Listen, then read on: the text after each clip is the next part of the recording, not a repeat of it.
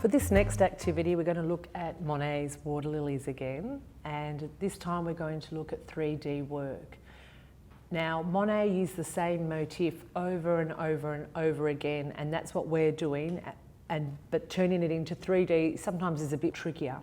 So we're going to look at this for the upper levels, and there is a lot of fine motor skills and a lot of little things to do with your fingers. We're going to be using quite a variety of art equipment. So I'm just going to quickly talk you through the equipment. First of all, we're going to start with a poly block. These are fantastic bases for sculpture, a really good starting point. Adhesive papers, if you haven't used these before, they're wonderful as well. They stick straight on, so you don't need glue. And we're going to use the washi tape, glitter. I have chosen glitter for a specific reason, and that is to relate to the water and the shimmer. So there's quite a bit of glitter. We're going to use glitter paper, and how much you use is up to you. You can have nice fresh sheets or you can use scraps. We're going with the pop colours, the Magic Clay, chenille stems and bumps, which also come in great colours and patterns, textures, a skewer and scissors. So there's quite a few steps. They're not difficult. We're going to start with the adhesive paper. Before I start with the adhesive paper, if you haven't used this before, it peels off at the back in 3 sections, 1, 2 and 3. To save paper, I don't give the students a whole square. I usually cut it into thirds like that, making sure you cut across the lines so then they can take off the paper easy. If you go down the lines, they won't be able to. So I cut the paper, I'd put the paper on the table for the students, and I would choose a cool palette because I want to reflect the feeling of water. But that doesn't mean you have to use a cool palette because Monet used all the colours. So I'm going to get on with the covering part of this.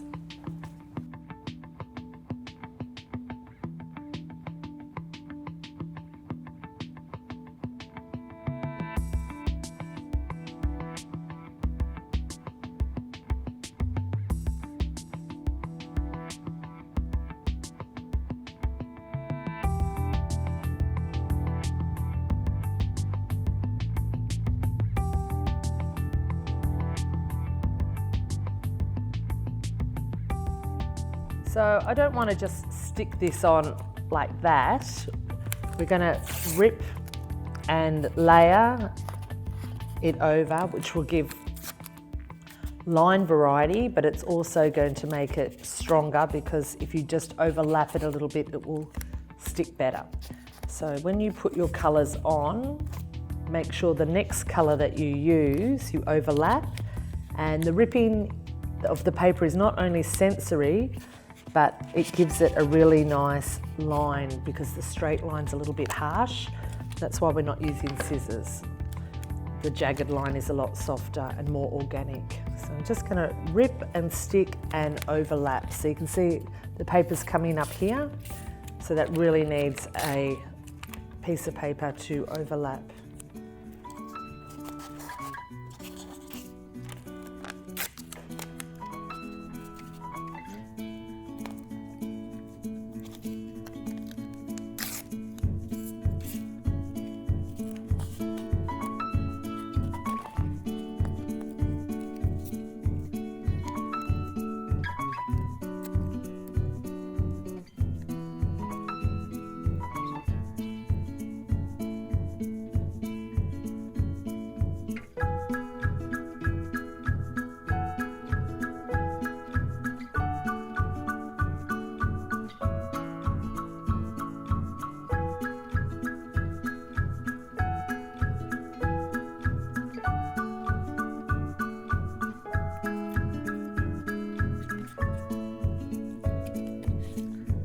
Okay, I'm just getting near the end. I've made a real effort to try to overlap and have different directions. There's no system to my madness. Now, there are some little white gaps, which I don't really particularly like. I'm not too worried about the top, but some of the little white gaps on the side, I'd like to get them covered, and that's where you can come back with the washi tape. So the glitter washi tape now can just be brought in, and this also can be torn.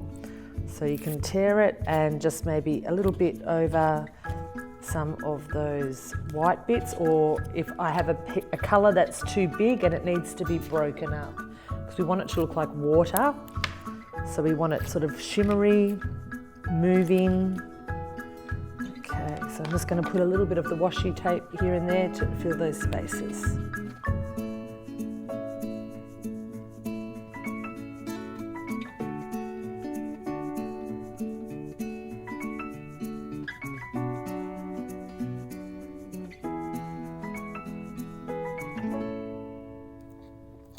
Okay, I'm just going to spin that around to check all the sides to make sure I'm happy with the coverage.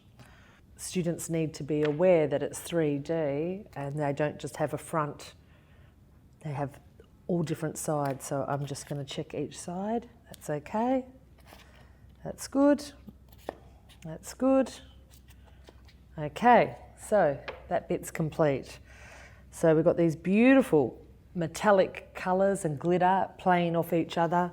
I have put a little bit of a coppery warm colour in there and gold just to break up the cool colours so it's not too cool. So the next thing we're going to look at is the stems. I'm going to take a pink and maybe 2 oranges, so they're nice warm colours. And these need to go into the poly block. So you could bend them, or you could have them twisted.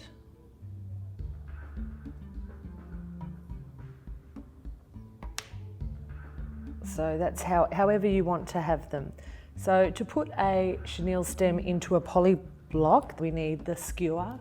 The trick is, and if there is also the adhesive paper, you just stick that in, and that makes it very, very simple to put the chenille stem in. So there's one.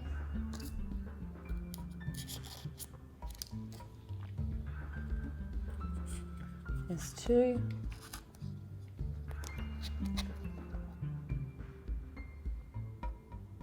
So pierce another one and pop that in. There we go. I'm going to do 3, but you can do more, you can do less. But I'm pretty happy with 3. Right, now we're going to take the pony beads and we're just going to decorate the stems. This is very simple, should be simple, but this is some of those fine motor skills coming in. Just placing them over the top, threading them down, and I don't need to go too low. It just gives the stems a little bit of glamour and glimmer, which reflecting off the water. Pop that in like that. And if you want to, you can twirl it a little bit.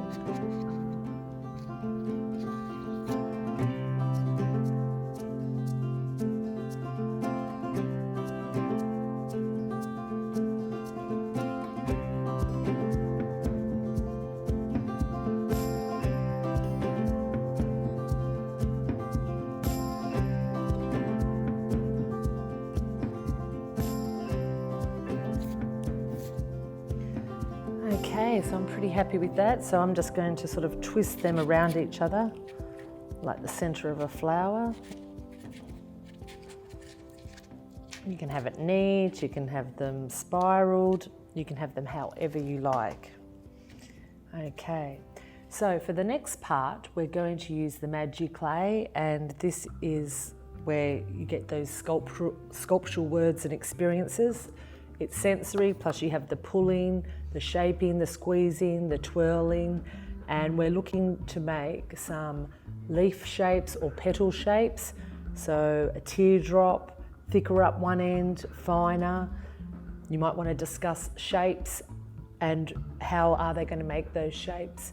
So for example, if I was going to discuss this, I would take a circle and say to the students about the softness, and that if I make a circle, which is a great starting point, I can put it on the paper, and if I put my hand on an angle and make the cone shape, I've already made one a nice shape, but I've made a nice starting point, which then I can press and flatten. So I have a nice leaf shape already, but I can even make it wider by just gently pressing or squeezing. And then if I want to, I can change the shape by getting my skewer and just gently pressing that and folding it, almost like cake decorating, in a leaf shape like that. And then the Magi clay, and this is part of the brilliance of the product, also acts as a glue or an adhesive, and you can just put that straight on. You don't need to add glue. Right, so because we're working 3D, we want this lily to be coming out of the top. So you're going to use Magi clay, but you're also going to be able to use the glitter paper. So I'm going to start with the gold actually, and I'm going to fold this into thirds.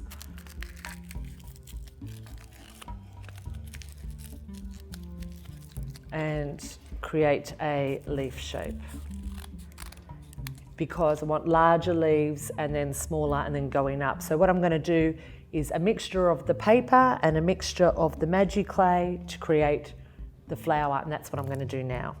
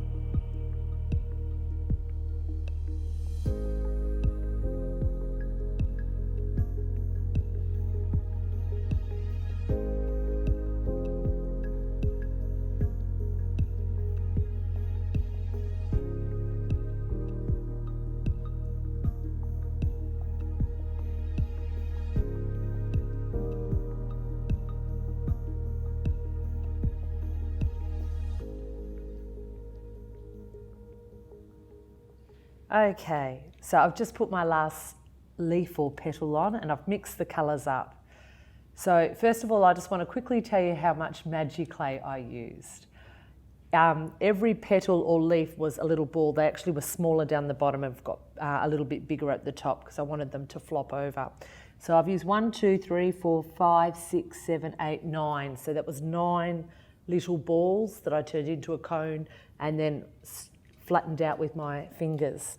So you might limit the amount of Magi clay. You might do more glitter leaves or less glitter leaves or 5 balls per child. That's up to you. So I love this, and the reason why I love it as well is because I know it's going to display magnificently.